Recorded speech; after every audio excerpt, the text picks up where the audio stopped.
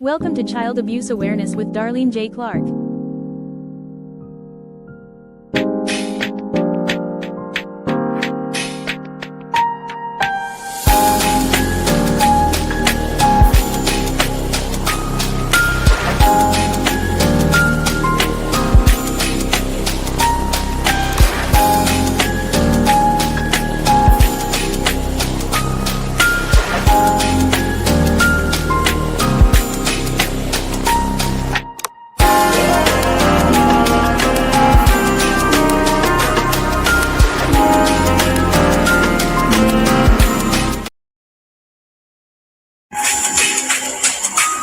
Hello, everyone, and welcome to another episode of Child Abuse Awareness with Darlene J. Clark. Be a part of the solution instead of part of the problem. Hello, Cash. Good to see you. Hello, Bucket List. Good to see you as well. Trying to get it on up here. Sorry about that. So please bear with me. Hello, Bucket List. Hi, sis. And hello, bro. Good to see you as well. Y'all, please don't forget to hit the thumbs up button. I appreciate it.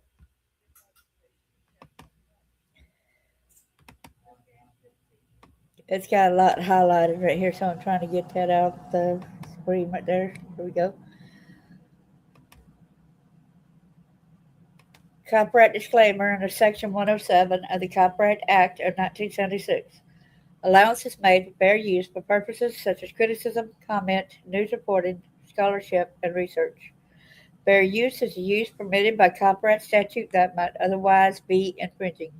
Nonprofit, educational, or personal use. Tips and balance paper. Fair use. Hope everyone's having a grand day.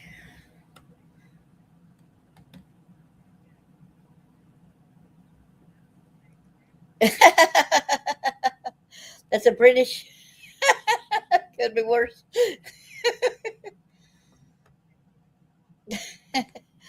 Okay, as a lot of y'all might know, this is Child Abuse Awareness Month still.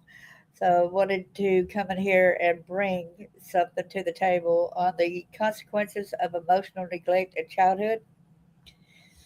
AA, matey. So without further ado, let's get this show on the road. I want to show y'all a couple of sites also that I think will be really good for y'all to go to. This right here is mbimb.org, meaning my body is my body. Okay. You can go in there and be trained for this. The world's number one free child abuse prevention program. Welcome to My Body is My Body. Safeguarding Children Worldwide, a free, internationally acclaimed, award winning musical body safety program. MBIMB empowers children to protect themselves. It's trusted in 60 plus countries and available in 30 languages. If y'all had known that there's a song out there about my body is my body.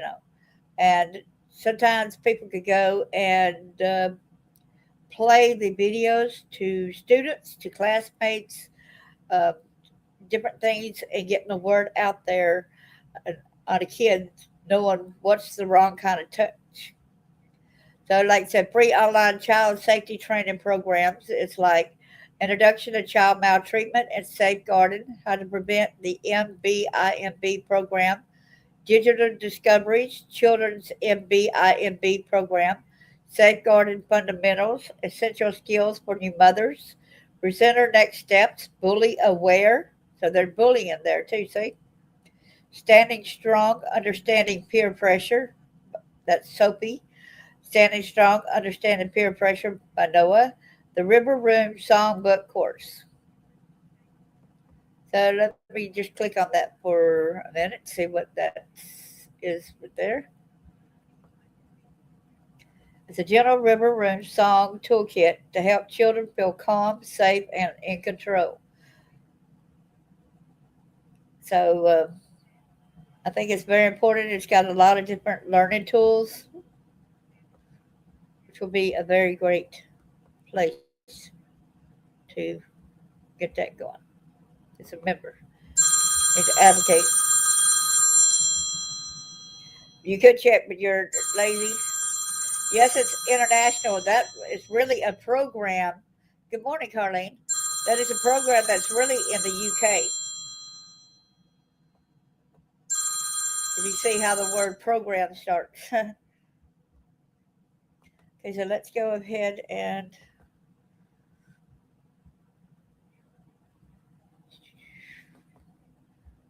I'll show y'all this trauma.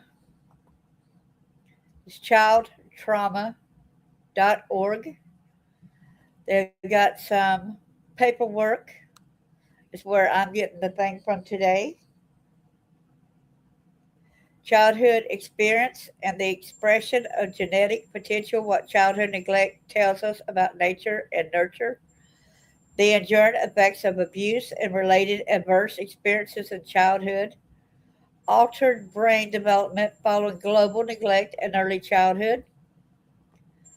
Bonding and attachment in maltreated children, consequences of emotional neglect in childhood. There is child sexual abuse, traumatic experience, and their effect on the developing brain. Okay, without further ado, let's go to the next thing. I'm sorry I could not answer the phone.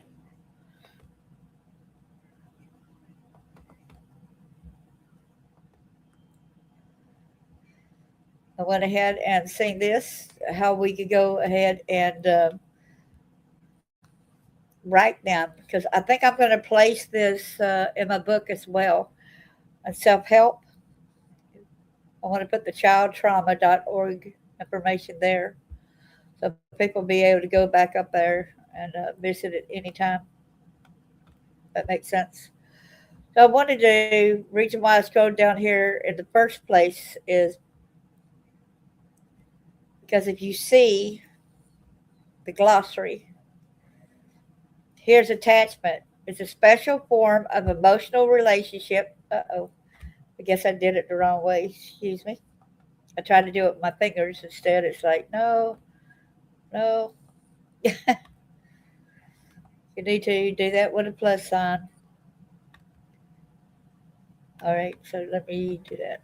So attachment, a special form of emotional relationship. Attachment involves mutuality, comfort, safety, and pleasure for both individuals in the relationship. Attunement, the ability to read and respond, break it down a little bit, to the communicated needs of another. This involves synchronous and responsive attention to the verbal and non-verbal cues of another. Bond. A bond is a relationship. Bonds may be a special mutual emotional nature, such as an attachment, or they may be based upon other emotions. Fear, such as seen in the bond between captor and captive. Bonding, any activity, action, or behavior that helps establish or maintain a relationship. Strange situation procedure, a specialized clinical research procedure involving 8 separations and reunions with an infant and their caregiver designed to determine the nature of the attachments. See what you had to say? Hey, David King, good to see you.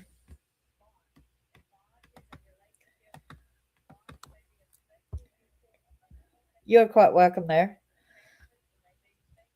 Let's see what you had to say here. I've already got to maximize the screen again. Every time I go to a website, it seems like it messes it up.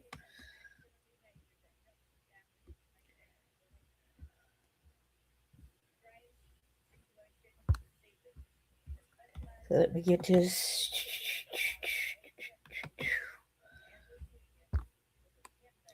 You had to get your mental issues. Sorry.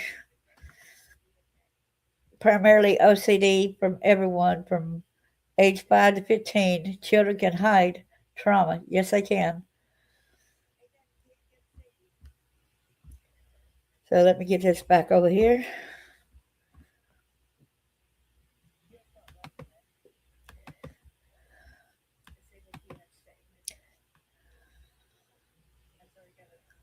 I appreciate y'all coming and doing this. So let's get back over to the bonding thing. Bonded attachment and maltreated children. Let's give credit where credit is due. The Child Trauma Academy. Bonded and attachment and maltreated consequences of emotional neglect in childhood. This is adapted in part from maltreated children experience brain development in the next generation. Introduction. The most important property of humankind is capacity to form and maintain relationships. These relationships are absolutely necessary for any of us to survive, learn, work, love, and procreate. Human relationships take many forms, but the most intense, most pleasurable, and most painful are those relationships with family, friends, and loved ones. Within this inner circle of intimate relationships, we are bonded to each other with emotional glue, bonded with love.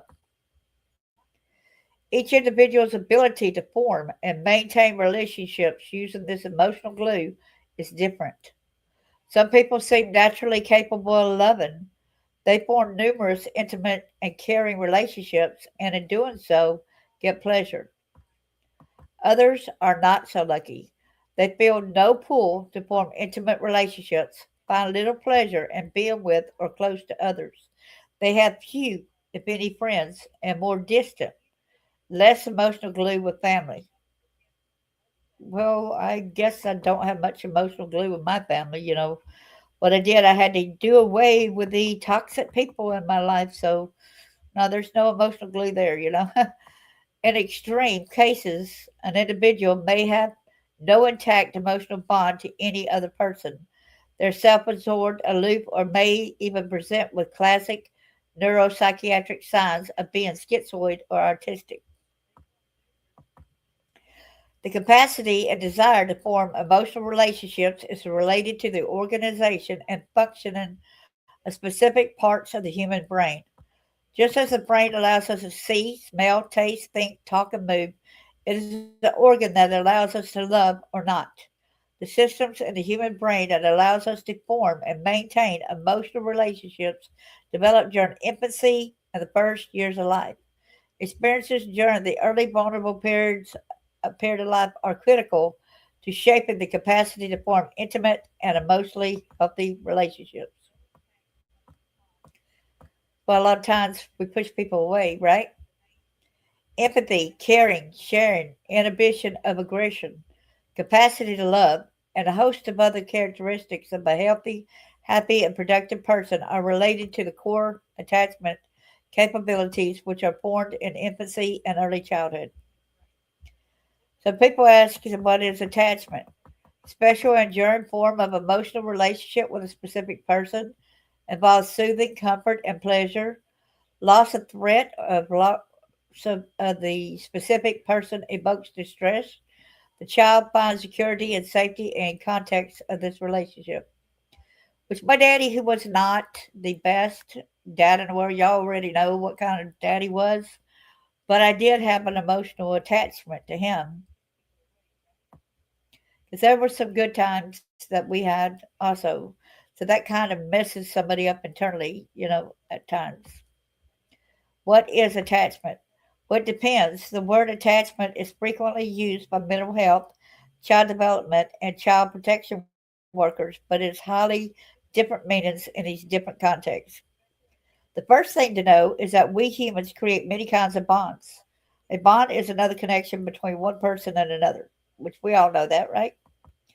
In the field of infant development, attachment refers to a special bond characterized by the unique qualities of the special bond that forms in maternal infant or primary caregiver internal infant relationships. The main person I had a bond with was I call her my sister mom because when dad and mom were abandoning us, like when we were infants and would leave for a week at a time, I didn't have no bond with these parents. I had more bond with the sister who actually was there 24/7 who gave us care, right? In the field of infant development, attachment refers to a special bond characterized by the unique qualities of the special bond that forms in maternal infant or primary caregiver infant relationships. The attachment bond has several key elements. An attachment bond is an enduring emotional relationship with a specific person. The relationship brings safety, comfort, soothing, and pleasure. Loss of threat of loss of the person evokes intense distress. Well, I guess in a way it was safety and comfort at times because at least when we lived with Dad, at least we had a bed to sleep in, right? At least we did have clothes on our backs and we had food to eat. So that was some of the comforts, although he was abusive in itself. So there was still not a 100% attachment, as you could say. The special form of relationship is best characterized by the maternal child relationship. And as I've been told, that neither one of these people were really my parents, so that goes to see, you know. As we study the nature of these special relationships, we are finding out about how important they can be for the future development of the child. Indeed, many researchers and clinicians feel that the maternal child attachment provides the working framework for all subsequent relationships that the child will develop. A solid and healthy attachment with the primary caregiver appears to be associated with a high probability of healthy relationships with others, while poor attachment with a mother or primary caregiver appears to be associated with a host of emotional and behavioral problems later in life. I had one I had two kids that I was babysitting. One of them was an infant. The other one was about 2 or 3 year old. Well, the mom would tote the girl in that could walk herself, but she would have me to go out and pick up the baby out of the car, okay? Because she wanted to tote the little girl and keep spoiling her, okay? So the little girl was favoring me picking her up and holding her. She cried when her mama come to pick her up because I was giving her the attention that the mother wasn't giving her. So that's kind of sort of a little explanation in the terms that we just read. In the mental health field, attachment is used loosely, has come to reflect the global capacity to form relationships. For the purposes of this paper, attachment capabilities refer to the capacity to form and maintain an emotional relationship, while attachment refers to the nature and quality of the actual relationship. Y'all see that? The differences?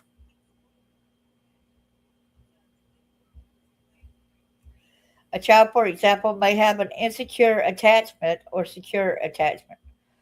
See, okay, I had an insecure attachment, I suppose, never knowing.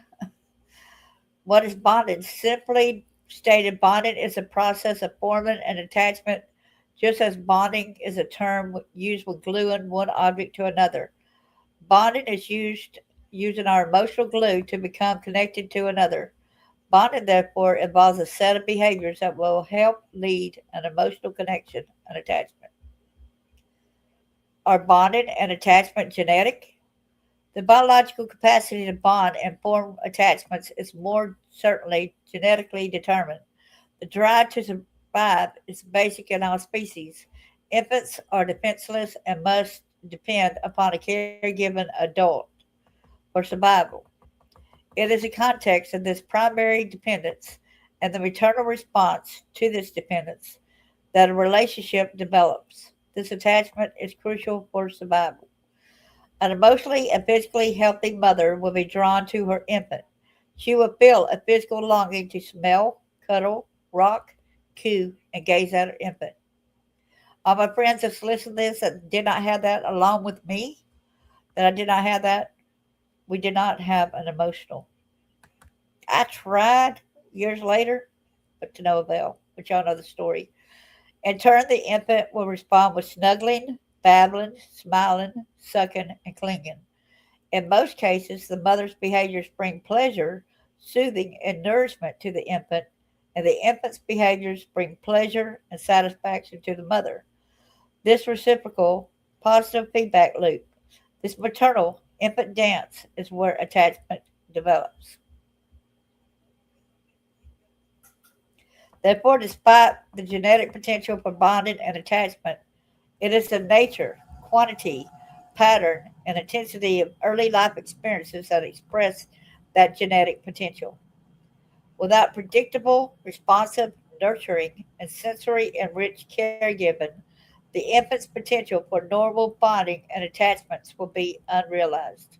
The brain systems responsible for healthy emotional relationships will not develop in an optimal way without the right kinds of experiences at the right times of life. There are bonding experiences, which is the acts of holding, rocking, singing, feeding, gazing, kissing, and other nurturing behaviors involved in caring for infants and young children are bonding experiences. Reading to them as a fact, even singing with them. You do different things. Like when you're playing hide go seek, a lot of parents bond when they're playing peekaboo. We did a lot of things like that too. Play little games like "Where's their peepsy?" Give me their peepsy. Little little games like that. Kind of cherish, brings laughter and smiles and giggles, and shows that the kid matters, that the mom really loves the child. Factors or the dad or the uncle or the aunt. Factors crucial to bonding include time together. In childhood, quantity does matter. Face to face interactions, eye contact, physical proximity, touch, and other primary sensory experiences such as smell, sound, and taste. Scientists believe the most important factor in creating attachment is physical contact, hugging, holding, and rocking. It should be no surprise that holding, gazing, smiling, kissing, singing, and laughing all cause specific neurochemical activities in the brain. These neurochemical activities lead to normal organization of brain systems that are responsible for attachment. I kid you not. How many of y'all have seen the little show that was for kids years ago, Just You and Me Kid?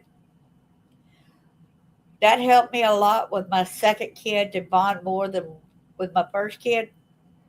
My first kid, you could tell that he preferred to go to his grandma's. He wanted his grandma over me because she would spoil him. I'm trying to feed him right, the vegetables, and it's like, no, I want what she's giving me. I want the bread.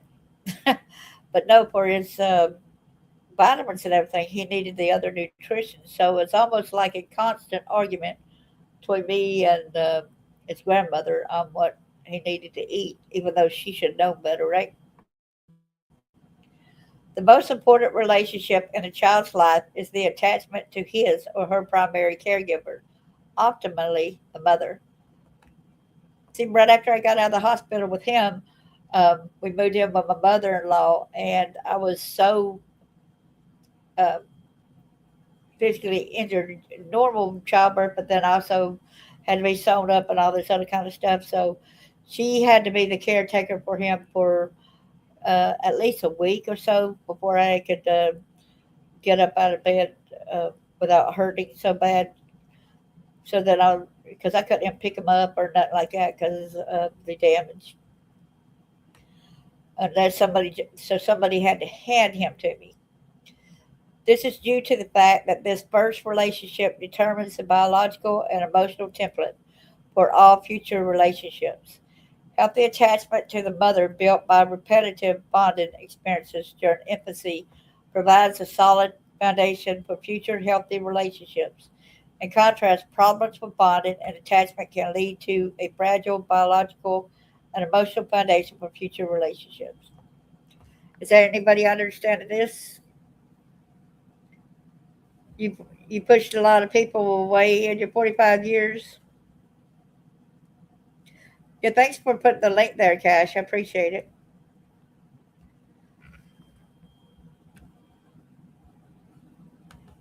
So when are these windows are of opportunity. Timing is everything. Bonding experiences lead to healthy attachments and healthy attachment capabilities.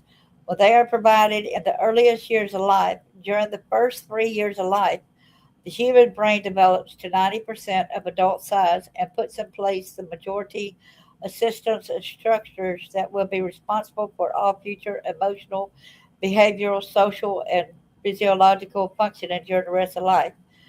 There are critical periods during which bonding experiences must be present for the brain systems responsible for attachment to develop normally. These critical periods appear to be in the first year of life and are related to capacity of the infant and caregiver to develop a positive interactive relationship. And when I was doing this, I thought about some of the cases that I'd done, some like Colt, Cram. I am so sorry for the grandparents. You are my friends over there at Facebook after I'd done the show on him. I'm so sorry to know that the mother had starved him over, I think I said over 43 hours, possibly, because she said that she had a headache. So that boy passed away because he was not given food. So that is total neglect. Can you imagine the problems? She could have easily called a babysitter. She had a babysitter that would have come. She could have easily called the grandparents. They would have easily come and helped take care of the kids, right? Bonding and attachment in maltreated children. The impact of impaired bonding in early childhood varies. With severe emotional neglect in early childhood, the impact can be devastating.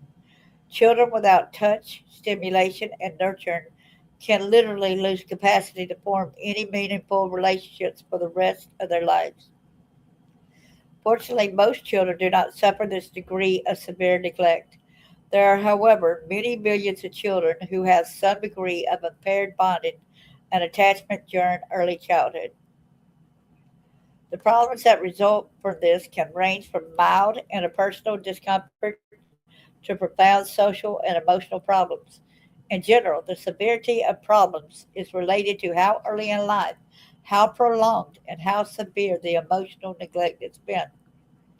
This does not mean that children with these experiences have no hope to develop normal relationships. Very little is known about the ability of replacement experiences later in life to replace or repair the undeveloped or poorly organized bonding and attachment capabilities. Clinical experiences and a number of studies suggest that improvement can take place, but it is a long, difficult, and frustrating process for families and children. It may take many years of hard work to help repair the damage from only a few months of neglect in infancy. A lot of y'all, don't know some about my mom, and I tried to make amends with her back in 2001. And I was really willing to let bygones be bygones. I doubted some of the essay, about some of her the things that she done to me at age 2. Put me on the kitchen table, selling me to that army man, dad's army buddy. When dad was behind the guy when he done this heinous act. Okay, but I wanted to forgive her. Dad was done dead. Okay, he died when I was 14. But so I wanted to try to let bygones be bygones. And the first words out of her mouth was, "Are you showing your naked body to men or prostituting yourself?" I said, "No, Mom. Uh, I'm an adult now. I got a choice." She said, "Well, you were born to be a prostitute." I said, "Mom, I was 39 at the time. I said, I'm 39 years old. It's my choice, and I choose not to be a prostitute. I choose to be a good person. I choose my own life. I'm not going to go sell my body. I'm not going to be going off and exposing my body to men. I've got pride in myself. And she said, "Well, I wish I would have killed you when you were a baby like I wanted to." But she also said, "I've been training you to do this since you were born." So basically, she was neglecting and imposing these sexual type stuff on me since I was born. And that is sick and twisted, and that's a form of neglect. And imagine the kind of things that it does to a child. just constantly hearing and seeing this kind of stuff. Well, when she told me that, I no longer spoke to her ever again. I hung up, even though my siblings said no, she couldn't have done nothing that she said she did. I'm like, oh yeah, she could have. I got the physical repercussions, as the doctor says. Are there ways to classify attachment, like traits such as height or weight, individual attachment capabilities, or continuous, in an attempt to study this range of attachments? However, researchers have clustered the continuum into four categories of attachment: secure, insecure resistant, insecure avoidant, and insecure disorganized, disoriented. Can y'all see yourself in these different attachments? Which ones affected y'all more so? Did you have the attachment of secure with one parent and maybe not secure with another? Was there another one that it was insecure but resistant, insecure avoidant, and insecure disorganized, disoriented? I became my evil stepmom. I became insecure avoidant. I would hide off in the woods a lot of times. Securely attached children feel a consistent, responsive, and supportive relation to their mothers even during times of significant stress.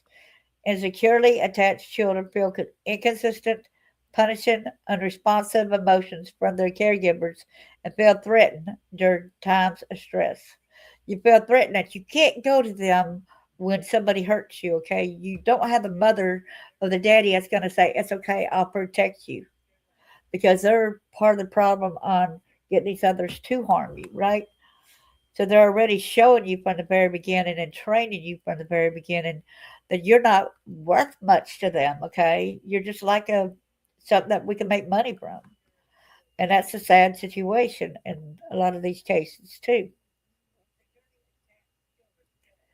So how are you going to be there for a kid? What are you going to end up doing?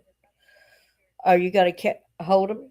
If you see something, somebody mistreating a baby out in public, like starting to shake them, what are you going to do? If you're going to see somebody just flinging them around and throwing them across the room, a kid, what are you going to do? Are you just going to be quiet because you fear not saying nothing? I'd like to see some of y'all's response. What would y'all do? So, classification of attachment percentage at 1 year, response and strain situation. So, securely attached, 60 to 70%. And that's at 1 year, okay? Explores with M, mom in a room, upset with separation. Warm greeting upon return. Seeks physical touch and comfort upon reunion. Okay, then there's insecure avoidant. 15 to 20%. Ignores mom when present. Little distress on separation. Actively turns away from M upon reunion. Well, I was basically like that because she didn't want to hold me. They neither one of my parents wanted to hold for comfort, so that was I was mostly insecure avoidant, and 10 to 15% the income insecure resistant. So little exploration with mom in a room, stays close to mom. I try to stay away from mom. I'm sorry. Very distressed upon separation, ambivalent or angry, and resist physical contact upon reunion with M. Now, by 1 year old, I already learned that it was not okay to cry. When you're in pain, when you hurt, I was already groomed to not cry.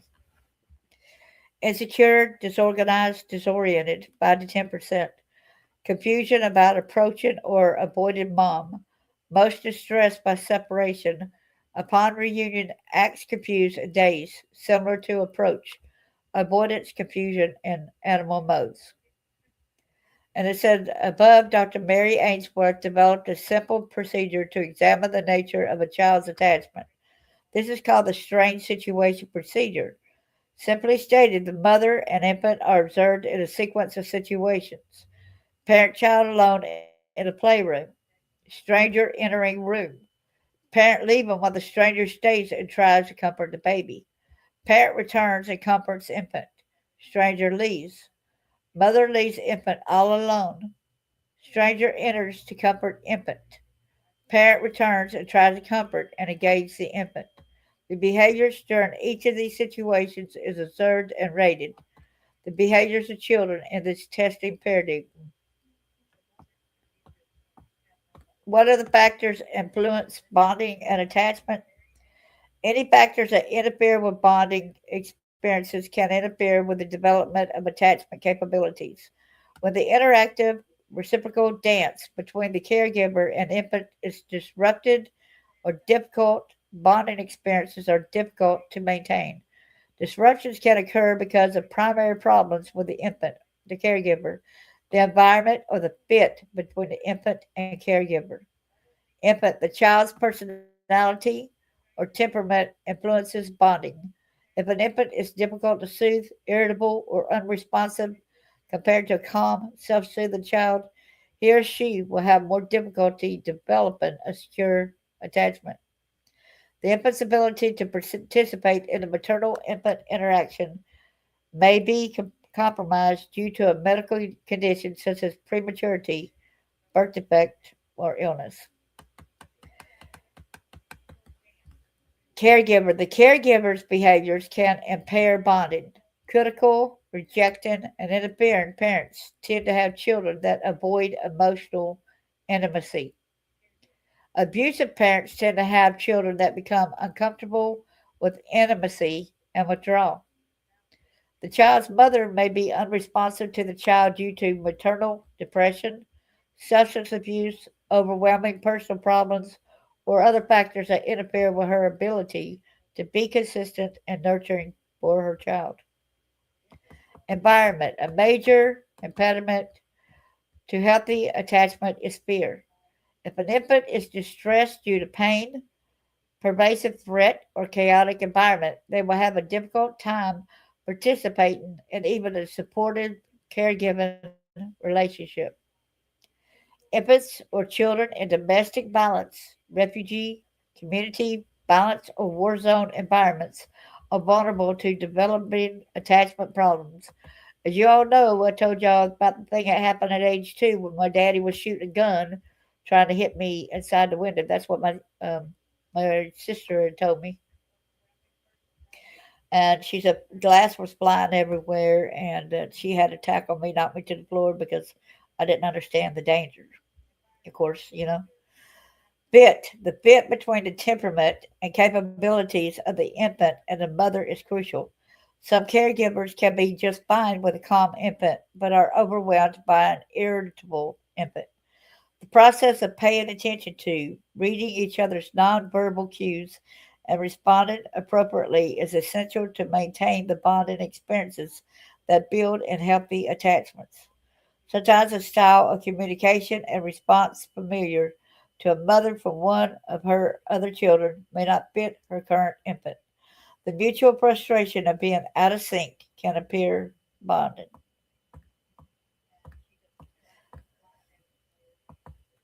This is very interesting. How does abuse and neglect influence attachment? There are three primary themes that have been observed in abusive and neglectful families. The most common effect is that maltreated children are essentially rejected.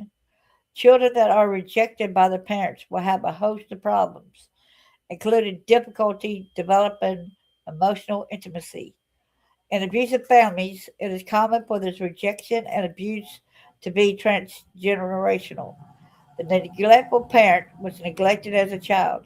They pass on the way they were parented. Another theme is parentification of the child. This takes many forms. One common form is when a young, immature girl becomes a single parent. The infant is treated like a playmate and very early in life like a friend. It is common to hear these young mothers talk about their 4-year-old as my best friend or my little man. In other cases, the adults are so immature and uninformed about children that they treat their children like adults or even like a parent. As a result, the children may participate in fewer activities with other children who are immature. This false sense of maturity in children often interferes with the development of same age friendships. The third common theme is the transgenerational nature of attachment problems. They pass from generation to generation. It is important to note that previously secure attachments can change suddenly following abuse and neglect. The child's perception of a consistent and nurturing world may no longer fit their reality. For example, a child's positive views of adults may change following physical abuse by a babysitter. Y'all hear that? Anger issues, also being yelled at a lot. What's your temper around your children, too? Are attachment problems always from abuse? No, in fact, the majority of attachment problems are likely due to parental ignorance about development rather than abuse. Many parents have not been educated about the critical nature of the experiences of the first 3 years of life. With more public education and policy support for these areas, this will improve. Currently, this ignorance is so widespread that it is estimated that 1 in 3 people has an avoidant, ambivalent, or resistant attachment with their caregiver. Despite this insecure attachment, these individuals can form and maintain relationships, yet not with the ease that others can.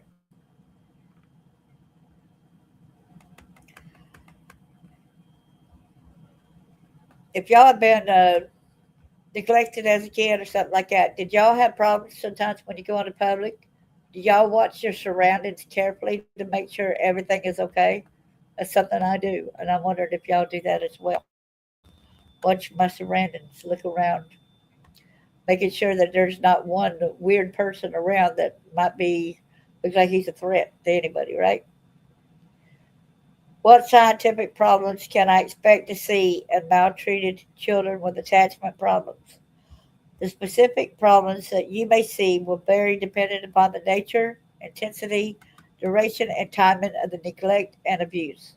Some children will have profound and obvious problems, and some will have very subtle problems that you may not realize are related to early life neglect.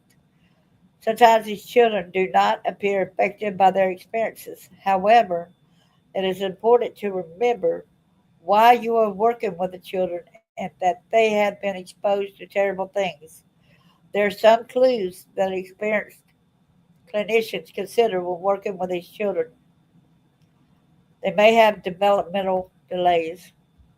Children experiencing emotional neglect in early childhood often had developmental delay in other domains. The bond between the young child and caregiver provides a major vehicle for development physically, emotionally, and cognitively. It is this primary context that children learn language, social behaviors, and a host of other key behaviors required for healthy development. Lack of consistent and enriched experiences in early childhood can result in delays in motor, language, social, and cognitive development. A lot of people let me explain the motor. That's the motor skills of being able to do things like with your hands, being able to do things with your body, and keeping your body where learning to keep it, you know, where it's not falling over or something like it, keep it in tow. Being able to lift things at a certain age to your mouth, during that time. Being able to sit up, being able to stand and walk. If you don't have the motor skills, but unfortunately there are some kids that are disabled, and my prayers, thoughts and prayers are with the family for them. Odd eating behaviors are common, especially in children with severe neglect and attachment problems. They will hoard food, hide food in their room, eat as if there would be no more food. So now it's like it's trying to hiccup here.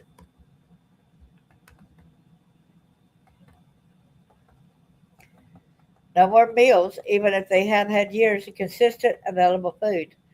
They may have failure to thrive, rumination, throwing up food, swallowing problems, and later in life add odd eating behaviors that are often misdiagnosed as anorexia nervosa. Soothing behaviors. These children will use very primitive, immature, and bizarre soothing behaviors. They may bite themselves, headbang, rock, chant, scratch, or cut themselves. The symptoms will increase during times of distress or threat. Emotional functioning. A range of emotional problems is common in these children, including depressive and anxiety symptoms. One common behavior is indiscriminate attachment.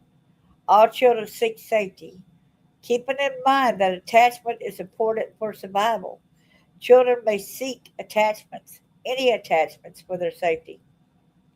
And that's what's scary, you guys, because if you don't do your child right, then all of a sudden they might get around somebody that presents themselves as being okay and they're not, and the child might go with said person that's one of these predators. Non clinicians may notice abused and neglected children are loving and hug virtual strangers. Children do not develop a deep emotional bond with relatively unknown people. Rather, these affectionate behaviors are actually safety seeking behaviors. Clinicians are concerned because these behaviors contribute to the abused child's confusion about intimacy and are not consistent with normal social interactions. Inappropriate modeling. Children model adult behavior even if it's abusive. They learn abusive behavior is the right way to interact with others. As you can see, this potentially causes problems in their social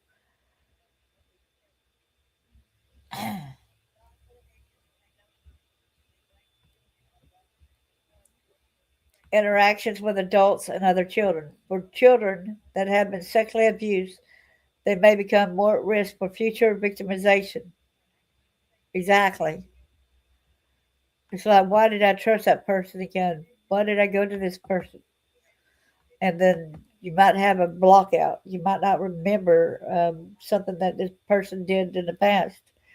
And then all of a sudden, when they go and act like, okay, that's why I pulled away from that person years ago. Males that have been sexually abused may become sexual offenders. Well, let me tell you, well, that's the same with, let's not just say males there, because we're not going to go like this and use a gender based thing. Females that have been sexually abused may become sexual offenders. But a lot of times in general, a lot of us that's been SA'd, guess what? We don't turn to it because we do not want our children or any other child to suffer how we suffered, okay? We don't want that. I got mad at years ago when I started doing this stuff, and they were saying, well, people that were sexually abused are more prominent that they're going to sexually abuse their children. And I'm trying to do what? Excuse me? You're not talking about the majority of people that I know. So, one of the major problems with these children is aggression and cruelty. This is related to two primary problems in neglected children: one, lack of empathy, and two, poor impulse control. The ability to emotionally understand the impact of your behavior on others is impaired in these children. They really do not understand or feel what it's like for others when they do or say something hurtful. Indeed, these children often feel compelled to lash out and hurt others. Okay, so now you see why a lot of times somebody might be hurting somebody, right? It ain't because they mean to. It's like they don't know any better, right? Wow. They will hurt animals, smaller children, peers, and siblings. One of the most disturbing elements of this aggression is that it is often accompanied by a detached, cold lack of empathy. They may show regret, an intellectual response, but not remorse, an emotional response, when confronted about their aggressive or cruel behaviors. Because they're not understanding. I guess sometimes when they don't see nothing but, like I really thought everybody was abused. I really did. It's like, why did God put us on this earth for everyone to be abused? And then I'm glad to see that I'm wrong on that. What can I do to help? Parents and caregivers make all the difference in the lives of maltreated children. This section suggests a few different ways to help nurture these children. These children need to be held and rocked and cuddled. Be physical, caring, and loving to children with attachment problems. Be aware that for many of these children, touch in the past has been associated with pain, torture, or sexual abuse. In these cases, make sure you carefully monitor how they respond. Be attuned to their responses to your nurturing and act accordingly. In many ways, you are providing replacement experiences that should have been taking place during their infancy. But you are doing this when their brains are harder to modify and change. Therefore, they will need even more bonding experiences to help development attachments. That's why people tell our kid, people are telling us now that if your kid does not want to hug somebody, don't go and make them hug them. Don't make them sit in somebody's lap because you're already forcing them to do something that they are uncomfortable with per se around the person. But as a young baby, sometimes we have to teach them, like, go over there, which is that's totally different. Try to understand the behaviors before punishment or consequences. The more you can learn about attachment problems, bonding, normal development, and abnormal development, the more you'll be able to develop useful behavior and social interventions. Information about these problems can prevent you from misunderstanding the child's behaviors. When the children hurt food, for example, it should not be viewed as stealing, but as a common, y'all hear that? And predictable result of being food deprived during early childhood. So you go like this and you see that some parents and some foster parents go and lock the refrigerator doors so the kids won't, per se, steal food. Have y'all seen a lot of them cases? A punitive approach to this problem, many others, will not help the child mature. Indeed, punishment may actually increase the child's sense of insecurity, distress, and need to hoard food. Many of these children's behaviors are confusing and disturbing to caregivers. You can get help from professionals if you find yourself struggling to create or implement a practical and useful approach to these problems. Parent these children based on emotional age, okay, not just for the fact that if somebody's like 10-year old but might have the 5-year old mentality. Um, so you got to treat them like a 5-year old then. Abused and neglected children will often be emotionally and socially delayed, and whether they are frustrated or fearful, they will regress. This means that at any given moment, a 10-year-old child may emotionally be a 2-year-old. Despite our wishes that they would act their age and our insistence to do so, they are not capable of that. These are the times that we must interact with them at their emotional level. If they are tearful, frustrated, overwhelmed, emotionally aged 2, parent them as if they were that age. Use soothing, nonverbal interactions. Hold them, rock them, sing quietly. This is not the time to use complex verbal arguments about the consequences of inappropriate behavior. Time to soothe the kid and say, it's okay. It's not your fault. Let's think of ways to quieten the child down, make the child feel at ease. Be consistent, predictable, and repetitive. Maltreated children with attachment problems are very sensitive to changes in schedule, transitions, surprises, chaotic social situations, and in general, any new situation. Busy and unique social situations will overwhelm them, even if they are pleasant. Birthday parties, sleepovers, holidays, family trips, the start of the school year, and the end of the school year all can be disorganizing for these children.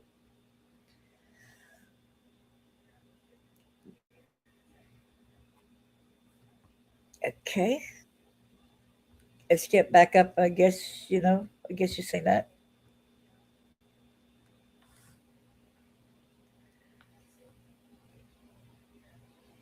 Okay.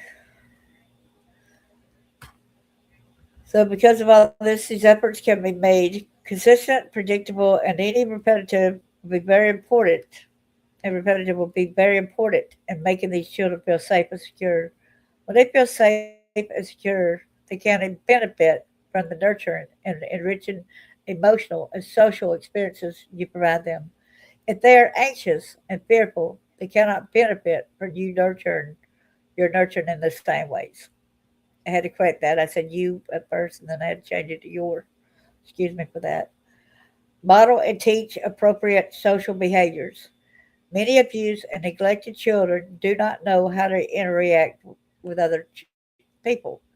One of the best ways to teach them is to model this in your own behaviors and then narrate for the child what you are doing and why. Become a player, play by play announcer. I go to the sink to wash my hands before dinner because, or take my soap and get soapy here, and children see, hear, and imitate. In addition to modeling, you can coach maltreated children as they play with other children. Use a similar play by play approach. Well, when you take that from someone, they probably feel pretty upset. So, if you want them to have fun when you play this game, by more effectively playing with other children, they will develop some improved self esteem and confidence. Over time, success with other children will make the child less socially awkward and aggressive. Maltreated children are often a mess because of their delayed socialization. If the child were teased because of their clothes or grooming, it would be helpful to have cool clothes and improved hygiene. One area that these children have problems in is in modulating appropriate physical contact. They don't know when to hug, how close to stand, when to establish and break eye contact, what are appropriate contacts to pick up their nose, touch their genitals, or do other grooming behaviors. Ironically, children with attachment problems will often initiate physical contact, hugs, holding hands, crawling into laps with strangers. Adults misinterpret this as affectionate behavior. It's not. It is best understood as supplication behavior, and it is socially inappropriate. How the adults handle this inappropriate physical contact is very appropriate. Important. Sorry. We should not refuse to hug the child and lecture them about appropriate behavior. We can gently guide the child on how to interact differently with grown-ups and other children. Why don't you sit over here? It's important to make these lessons clear, using as few words as possible. They do not have to be directive. Rely on nonverbal cues. It is equally important to explain in a way that does not make the child feel guilty or bad. Listen to and talk with these children. One of the most pleasurable things to do is just stop, sit, listen, and play with these children. When you are quiet and interactive with them, you'll find they will begin to show you and tell you about what is really inside them. Yet, as simple as it sounds, it is one of the most difficult things for adults to do. To stop, to quit worrying about the time or your next task and really relax with a moment with a child. Practice this. You will be amazed at the results. These children will sense that you are there just for them. They will feel how you care for them. It is during these moments that you can best reach and teach these children. This is a great time to begin teaching children about their different feelings. Regardless of the activity, the following principles are important to include. 1. All feelings are okay to feel sad, glad, or mad. More emotions for older children. 2. Teach the child healthy ways to act with sad, glad, or mad. Begin to explore how other people may feel and how they share their feelings. How do you think Bobby feels when you push him? When you sense that the child is clearly happy, sad, or mad, ask them how they are feeling. Help them begin to put words and labels to these feelings.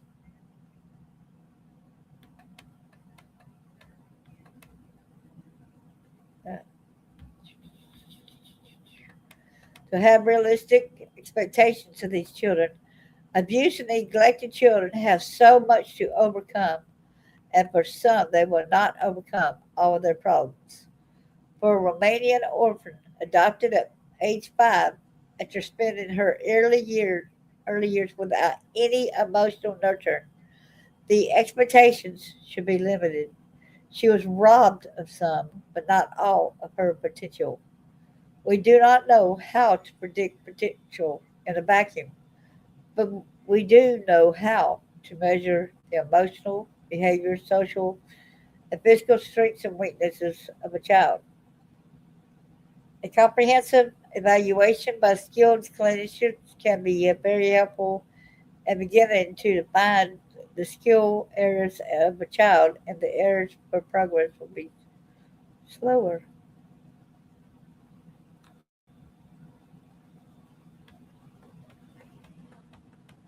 So be patient with a child's progress and with yourself.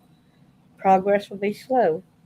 Slow progress can be frustrating, and many adoptive parents will feel inadequate because all of the love, time, and effort they spent with their dad, with their child, sorry, they spent with their child may not seem to have any effect, but it does. Don't be hard on yourself. Many loving, skilled, and competent parents have been swamped by the needs of a neglected and abused child they have taken in. And my stepmom, I could say that was really one good thing about her. Well, two, she could draw on the syrup bottles once they were empty, the light colored. She would draw flowers, and it turned into a beautiful vase. Okay, she could play the harmonica, and it was beautiful. So there were some good qualities that I remember of her too. It's not just all bad, right? So take care of yourself. Caring for maltreated children can be exhausting and demoralizing. You cannot provide the consistent, predictable, enriching, and nurturing care these children need if you are depleted. Make sure you get rest and support. Respite care can be crucial. Use friends, family, and community resources. You will not be able to help your child if you are exhausted, stressed, and take advantage of other resources. For more information on this and other like topics, visit www.childtraumaacademy.org. Again, it's www.childtraumaacademy.org. Many communities have support groups for adopted or foster families. Professionals with experience in attachment problems or maltreated children can be very helpful. You will need help. Remember, the earlier, more aggressive the interventions, the better. Children are most malleable early in life, and as they get older, change is more difficult. I want to read to y'all what the Child Trauma Academy. It's a unique collaborative of individuals and organizations working to improve the lives of high risk children through direct service, research, and education. We recognize the crucial importance of childhood experience in shaping the health of the individual and ultimately society. By creating biologically informed child and family respectful practice programs and policy, the Child Trauma Academy seeks to help maltreated and traumatized children. A major activity of the CTA, the Child Trauma, is to translate emergent findings about the human brain and child development into practical implications for the ways we nurture, protect, enrich, educate, and heal children. The translational neuroscience works at the CTA has resulted in a range innovative programs in therapeutic, child protection, and educational systems. Please visit our website. Again, it is www.childtrauma.org. To learn more about the work, there's here it is right here. It says that.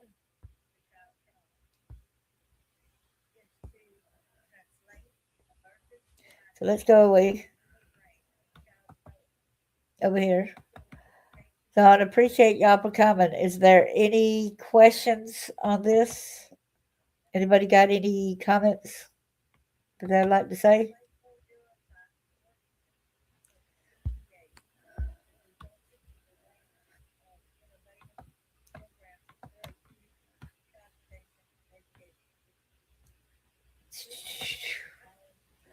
I want to thank you, everyone, for coming in and listening. I hope this has helped some because I felt like this is very imperative to get across.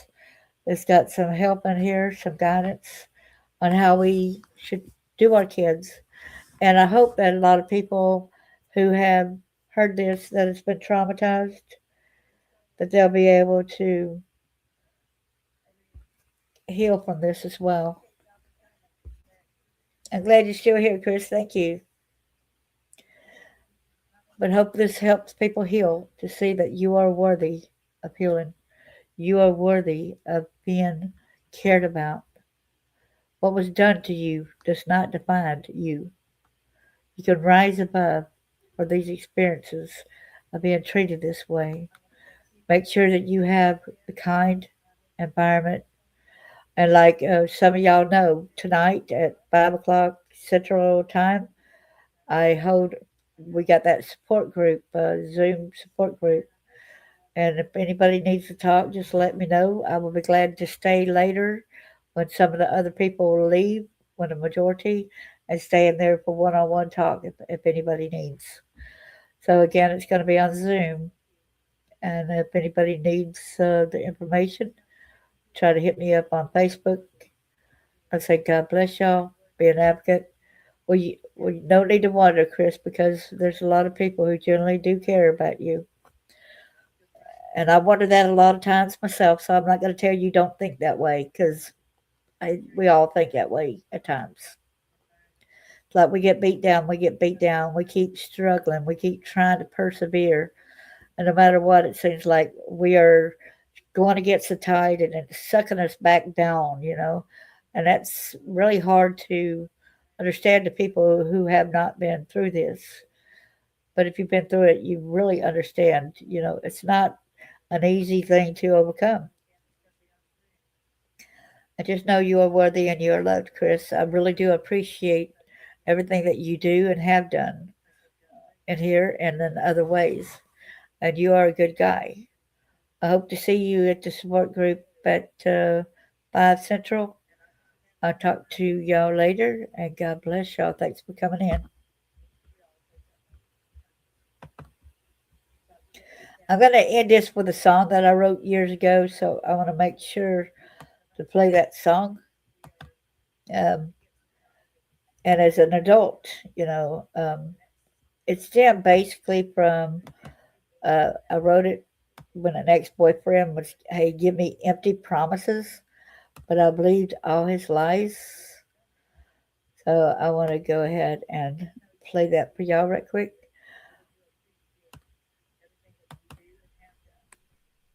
Before we close out.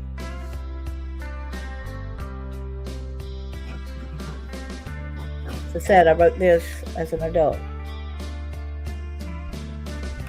Empty promises, believing all your lies, wanting me to sympathize with your lies, with your lies.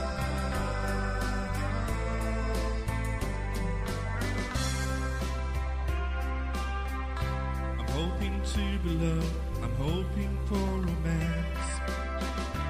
Needed to be held and give a lover a chance.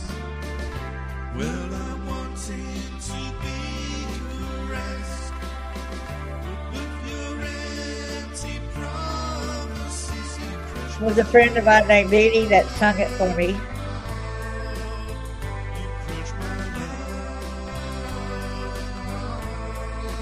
UK. Thought that you were really smart. Oh, how you ripped my heart apart. Needing you so much, believing you loved me so. You promised to be mine. How could I have been so blind?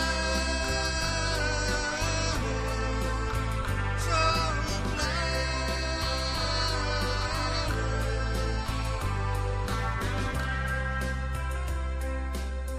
I was promised loyalty, but I'm alone again. You promised you would love me to set my soul free. If our love was true, how could you break my heart in two? I was such a fool because I trusted you, pushed my love in my heart. You crushed my love.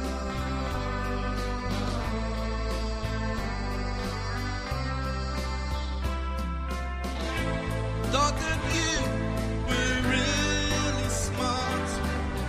Oh, how you ripped my heart apart. Needing you so much, believing you loved me so. You promised to be mine. How could I have been so blind?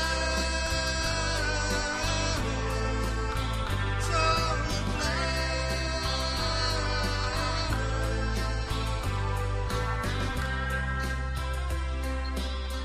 I was promised loyalty, but I'm alone again.